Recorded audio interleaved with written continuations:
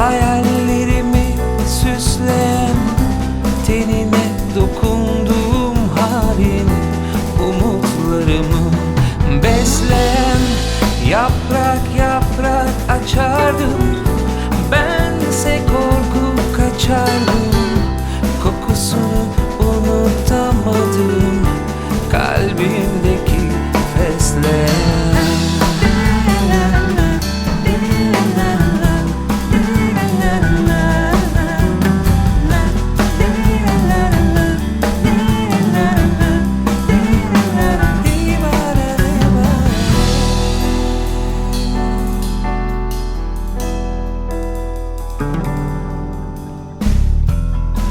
Başka bir baharda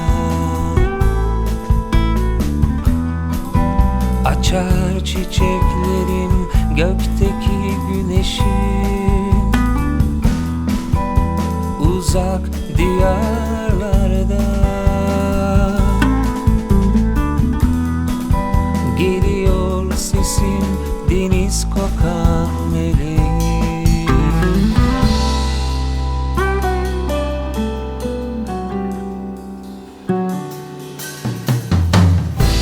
Boncuk gözlerin vardı, hayallerimi süsleyen, tenine dokunduğum halin, umutlarımı besleyen.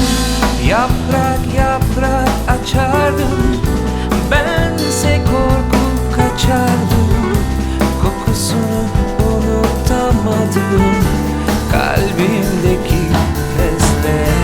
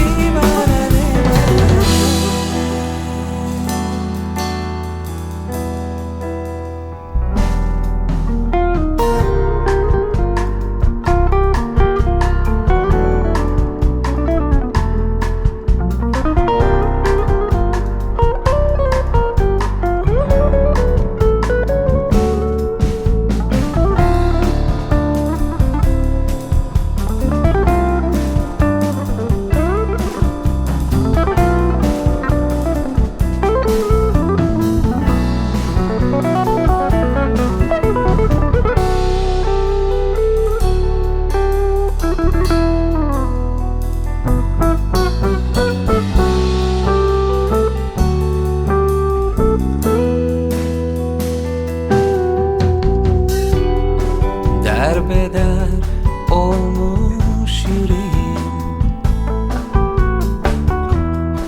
gezginim dünden beri. Ayrılmazdı sevgilim hani, ne olur dön artık geri.